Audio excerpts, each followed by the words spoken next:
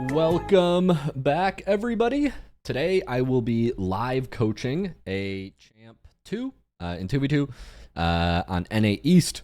Player submitted in my private community, the League Clubhouse. His name's Sub. Shout out Sub or Job. Thanks for submitting. Let's read his notes, and then we're going to do some live coaching in good old Rocket League. I'm excited. Sub says, what I think the problem is. Sorry, tab out. Shot accuracy and strength. Reads are approaching when the ball is in the air. Ball control.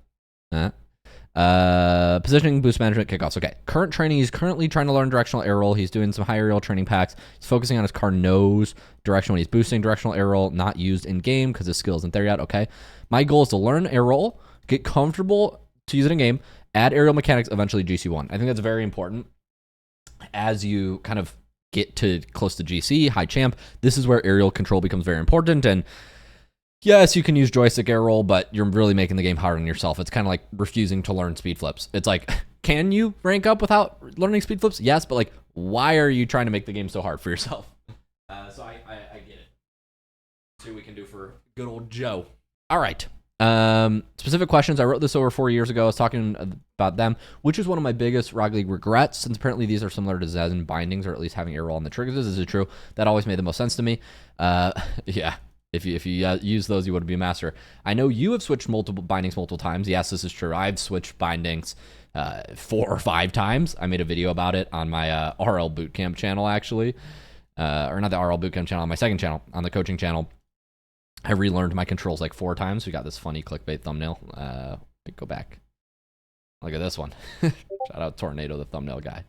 I talk about learning new controls there, but he's saying... I would like to get your opinion on whether you should start over with these bindings. Okay, let me read. So generally, starting over with bindings only makes sense is if you can't do specific mechanics. Now, if you're talking about like optimal, like just getting these for Zen's control, like arrow left, arrow right, left trigger, that's like a theorized 0.5% gain. In actuality, I mean, there are some great players in the world. Currently Zen is not, I would say he's top 5, maybe not the best player in the world. You have players like Drawley, who's probably more in contention for current best player in the world. And you look at like his settings, and I don't believe he uses Zen controls. If you look at arrow left or arrow right, excuse me, can we go down? Yeah, he uses standard brake and throttle, right? So I'm not convinced you have to in order to be at the top, and certainly not in your champ lobbies. Now, if what you're saying is swapping the directional arrows with gas brake, I don't necessarily think this is mandatory. You said, I think this replay demonstrates my skill ceiling with directional arrow, and I'll start screen sharing here so folks in Discord can see too. Hi, Jordan and Nate. And Zeldra in YouTube chat says, can you coach me? No. Or at least swap the directional arrows. I think this replay demonstrates my ceiling. It might demonstrate your ceiling with free arrow, but like, there are limits to free arrow, but directional arrow left, arrow right, you definitely are not at a ceiling. But as a champ, I can guarantee you of that. I remember I went to my coach, Shock, who's one of the coaches at the RL Bootcamp, and I went to him with about a little shy of 4,000 hours, and I'm like, Shock, do I need to learn arrow right? I feel like I'm at a ceiling.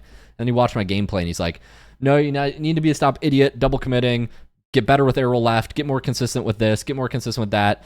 And it's like, no, we often think like, oh, we need the shiny new thing, but the reality is like we're missing the fundamentals. And I can almost certainly say that's the case if you're a champ player. So anyways, let's check out this replay, and I'll try to help. And if Sub pops into the YouTube chat or the Discord chat here, I'll let you guys know. Appreciate you guys watching in Discord, live on YouTube as well. Let's just break down this gameplay of Sub, and then I'll try to give, obviously, Sub some feedback. Which one is Sub? JL? No. Replay review Nem. GG's. It's really challenging when the replays aren't submitted with names. Perhaps I messed it up. Let me just delete. I'm going to delete every... Well, I don't want to delete every replay, but maybe I messed it up. Let me hold my breath. Okay. Try it once again. Drag this replay into my folder. Come on. Omega coaching, JL. It must be loss at C2. Or maybe it's a wild game. It must be loss. Surely it's loss at C2. Because I have 3 of them. And he's a champ too. Okay, I presume this must be it. Okay. I'll pull that up. We'll go off of that. There we go. Hey, look, it's Shock.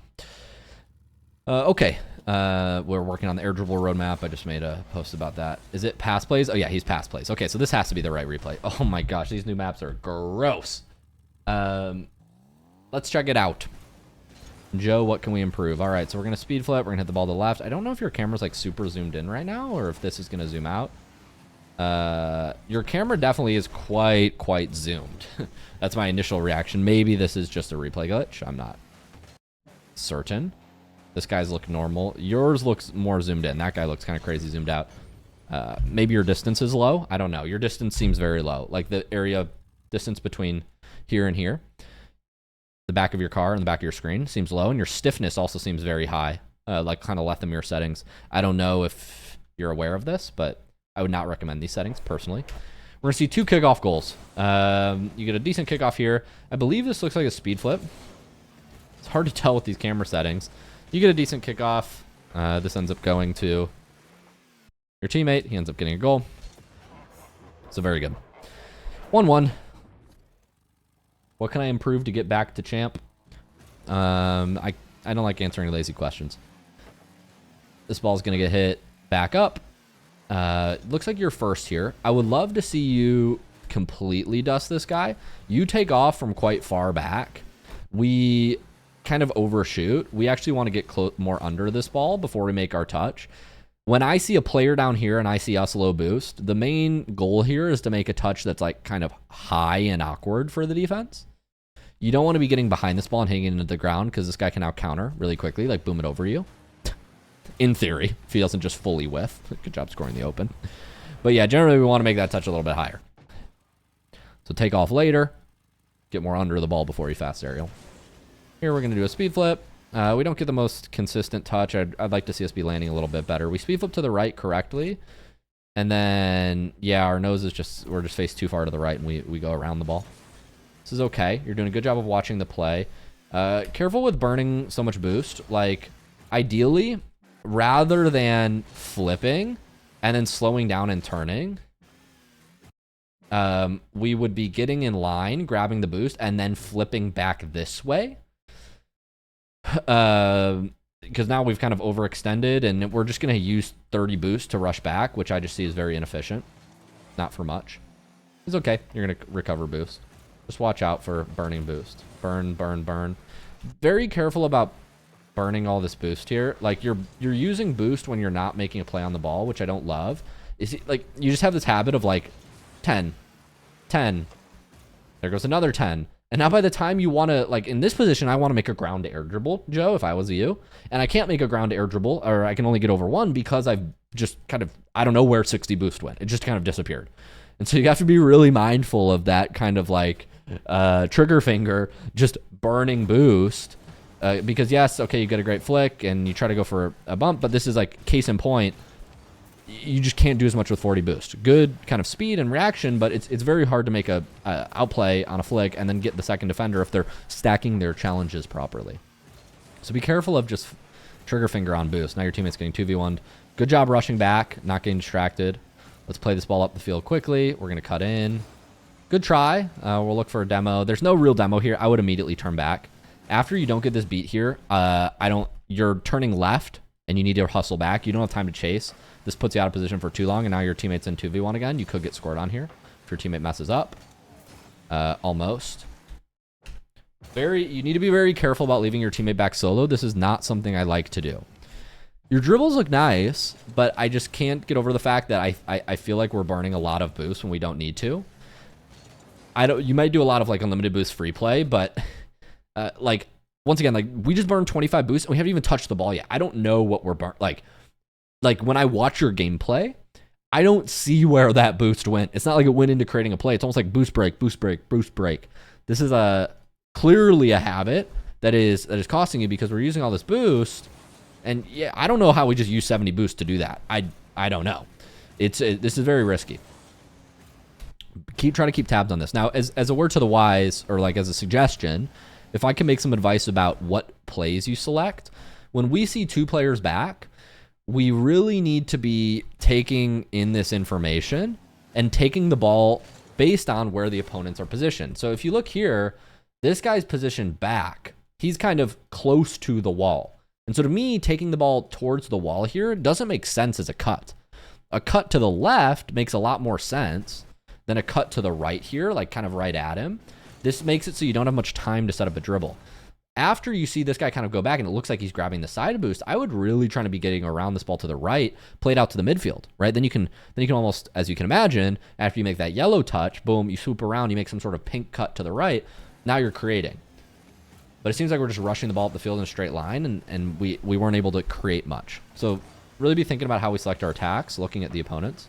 Good job of rushing back, trying to get a clearance demo on the way. Focusing on the play. We're going to grab boost here. We have time. I'd like to see you go backboard here. Okay, it doesn't go up. Be careful about bumping your teammate. It's very obvious he wants to go this way, so just stay this way. Stay behind him. Hide yourself behind the post. Bumping your teammate there is kind of your fault. He has to play the ball. You don't. We're playing low. Nice clear. I can understand why you go back here. This is just a very awkward position to be in. I would probably be following my teammate up here and moving onto the backboard. Probably. Very dangerous to be down here. If we have 0 people in net, I often go to the backboard first these days, especially when a 50-50 is happening high on the sidewall.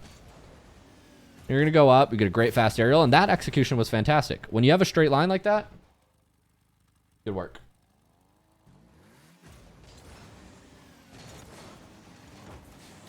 See ball go to the right here.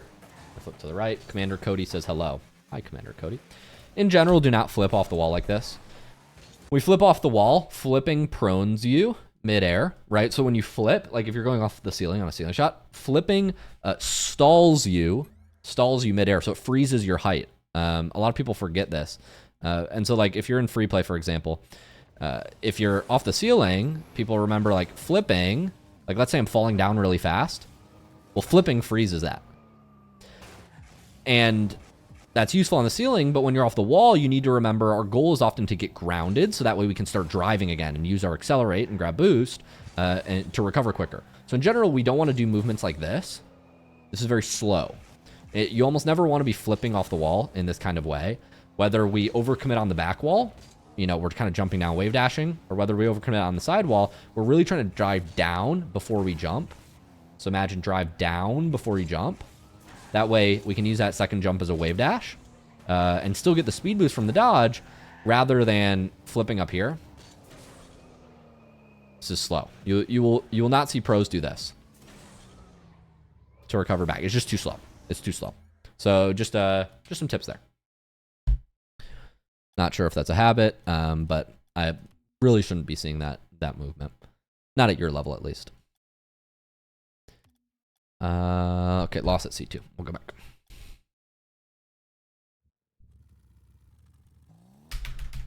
Skip ahead halfway. We get a nice aerial goal here. Good finish. Keep watching from here. Speed flip. Our speed flip looks decent there. We get a decent setup. We need to rush to this half boost. Nice, teammate gets it. I would stay up. Okay, so on this position, going back, I think is a mistake. You clearly have pressure and your teammate has 100 boost. You only need 12 in the midfield to do an aerial shot and score. So full leaving your teammate here when both blue side is on the wrong side of the ball. So you look here, your teammate just got a beat. That guy's 0. Your teammate's attacking with 100. You guys have massive pressure. See how they're both on the wrong side of the ball? All of these things stack up to say, like, I probably think we will score here. Now, if your teammate was 0 boost and these guys were both full 100s, then, okay, I could understand full leaving. But full leaving in this position doesn't work. Like, right now, you need to be supporting your teammate. And, like, obviously, we should score the open. But, like, I'm very scared here that you just missed an opportunity. And the play luckily progresses where you have time to catch up. But yeah, you shouldn't be full leaving the play there. Should not be full leaving the play there. I don't think you see a high ranked player do that. We're going to go about back wall. And honestly, Joe, I think the biggest thing you can fix in your gameplay is your boost. I understand you're rushing for this ball, but you have, in this position, 76 boost guarding the net. This ball goes to the right. This guy has absolutely no play on the ball. This blue player here, he's on the wrong side of the ball. If you can see this, he's on the wrong side of the ball. If he was back here, he could score on you, but he's not. He's on the wrong side of the ball, so you have no threat. And yet we burn like 70 boost to play ball. You're going to pick up 100, which is good. I would be really scared here that this guy just full leaves the ball, grabs your 100 boost, and then you're pushing it with 0. That would be a really bad spot to be in. He's kind of a dummy, and he plays the ball here. He misses the plot. He doesn't realize that grabbing this 100 boost is the bigger priority, and so he leaves that for you. But yeah, your double commit. Your use of boost is definitely holding you back. Definitely holding you back. I don't know if it's something you paid attention to, but hopefully this replay can now kind of draw some attention to that, and you can put some focus into it in your future games. Really, I want to be thinking about boosting when I'm going for a play. Good try. We really need to be doubling this. There's really no, like, you jump. You could just place this actually top right, but I think better is probably hit it high and then try to score. And you kind of need directional air roll to do that. We talked about this a little bit yesterday, but yeah. Here we want to take the ball back. Unfortunately, we get beat. We can't get beat there. So we need to actually hit this ball back. So you need to get around the ball here, grab this boost, and then speed flip into it and hit it back. So not just like push it one and then leave it. You need to actually speed flip the ball to the corner boost so that the ball is going back here. Not the ball's going here and I'm going here. That's the opening you kind of left for him. And obviously, from his standpoint, you kind of just gave him a free beat. He didn't have to do much, as long as he's kind of aware of you not making the right touch. Yeah. Good play by him, but don't let him have that opportunity. Binky says, hey man, love the content. And the rest got cut off.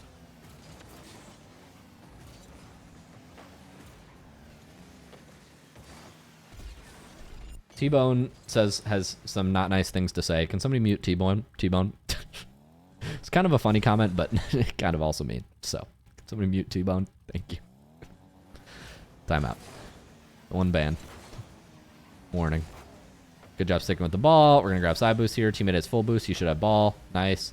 Support him here. You want to be aggressive. Nice. I would actually be moving up much quicker. This touch just seems kind of weak. So, when we have time... We have lots of time here. You're kind of panicking. Both of these guys are back. You have time to move around this and get a touch that's on net if you want. But I think we kind of just panic and we just take this bad angle because we think we have to go. You have time to move around this and either go for shot or double or like air dribble pop. I think we just, honestly, we need to be able to create from these kind of ground to air dribble setups. And I'll show you how you can do this in a moment. I'll show you a couple different setups that I think will be useful for you. But this is something that is going to be really important for you to practice. Play this quick. Good job. Teammate should have. Grab boost. Good. Your teammate looks awkward. Just go. Put a hand up. Yep. Good job. Nice. Clear. Stay with. Stay with. Ball's in front. Probably just play demo here. Play demo. Ignore ball. I would... Wow, he leaves ball for you, which is crazy to me. I didn't expect him to leave ball. When he completely leaves ball here, absolutely shoot. We need to finish better, though. So shooting, finishing, like kind of our creating. Like you just need to be a little bit more of an offensive weapon. This also ties in with boost management, right? Having the boost to do these things. So I'll pause the analysis here, and I'm going to give you like a quick kind of run through of some things that I think will be important for you. And I'm actually going to finish this analysis. Yeah, I'll finish this analysis here, and then we'll jump to the other chat. So a couple things that I think are important for you, and just because I want to make sure if I run over, I'm in the other chat. If you're watching right now on Discord, we're going to jump up to the live event channel. And I'm going to send you guys a ping. I'll see you there, Bob, Mo, Omega. All right. So we're in this voice chat now. And I'm going to start a screen share again.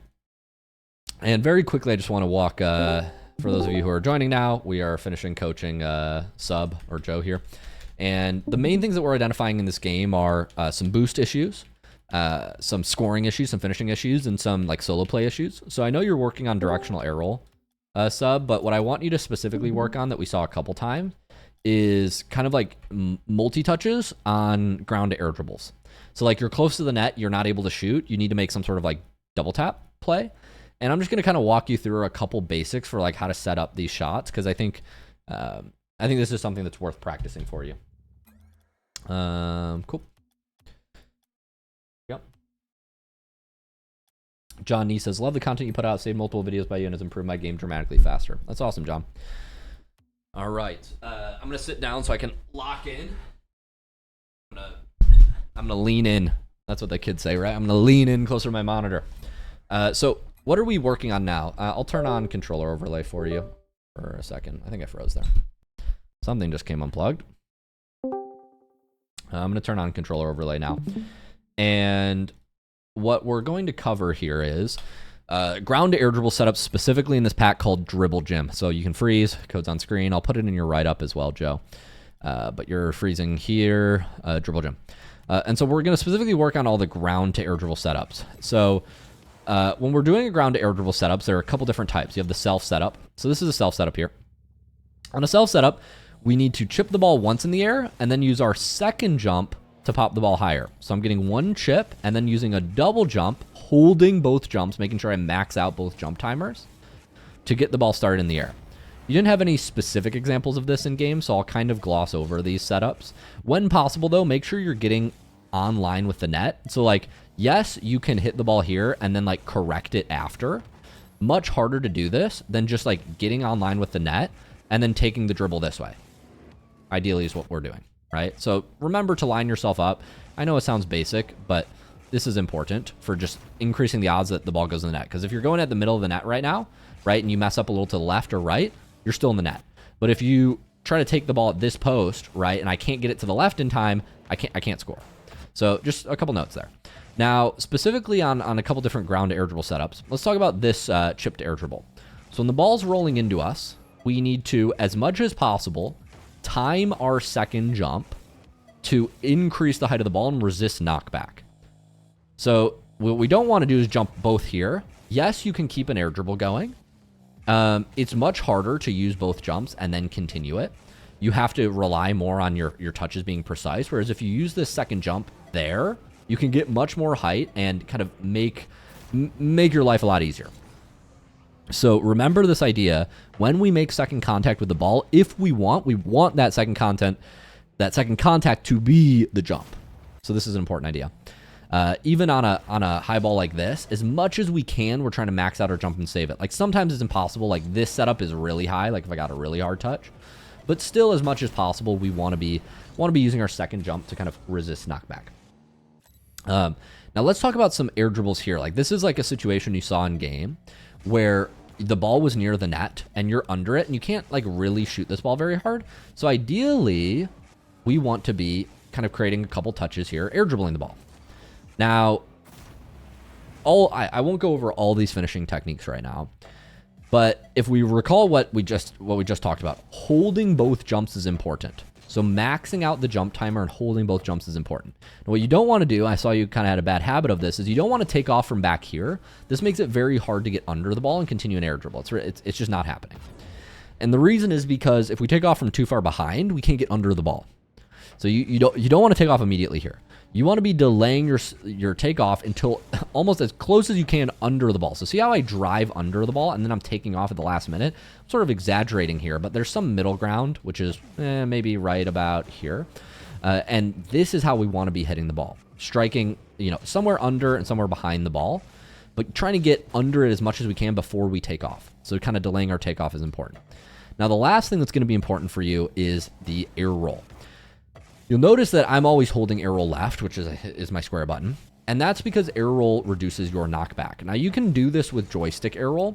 I don't like joystick air roll as much because when you use directional air roll, we can tilt our nose, we can both yaw and roll at the same time.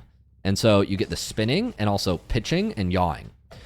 So pitch forward, back, yaw left, right, spin or roll around the Z-axis. And so, like, for example, there are two spins that I use very often on these setups. You have the tornado spin, which is arrow left and push joystick right. that lifts from normal flying, that lifts my nose up and back. So that climbs me higher and further back. And then I have the reverse tornado spin, which is arrow left and push joystick to the left. This ducks my nose down. And you see the arrow left, push joystick left. From this normal flying position, this drops my nose. And so based on where my first touch is, if my first touch is up, I will use a tornado spin to slow down and get back behind the ball.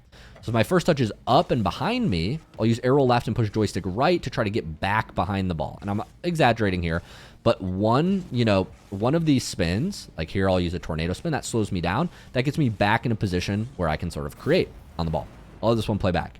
Now, if you make a heavy touch and the ball goes far in front of you, then you might use a reverse tornado spin. Once again, arrow left, and that's going to be stick left to try to swoop under the ball and kind of get back to it. And so these are two different adjustments. Like here, I might use a reverse tornado spin to try to get back under the ball. I'll try to get one more example where I hit the ball too far forward. Now I'm going to use a reverse tornado spin to try to drop my nose that little bit, and then I try to catch back up under the ball. So that's like behind me, I'm using a reverse tornado spin to slow down. I mean, excuse me, a normal tornado spin to slow down. With the balls in front of me, I might use one reverse tornado spin to catch back up to it. And so these are just two of the arrow adjustments that you will use. I think this was probably the best example. You'll see how I hold square and push my stick to the left if you're watching on the recording right here. And that ducks my nose down to try to like sort of boost forward and catch back up to the ball. So two different spins you'll use depending on how far forward you hit the ball. Now there's also like turn left, turn right adjustments. We outline all of these adjustments on the RL Bootcamp channel. And we have a series where me and my team of pros show you each one, whether you're arrow left or arrow right. But for starters, I think these concepts will help a lot with these ground to air dribble takeoffs, with you creating multiple touches, because you need to be able to time these setups and get more than one touch in order to, in my opinion, successfully push through Champ 3, GC1, GC2. Like, you just need to be able to create aerial plays. You just have to be able to do this.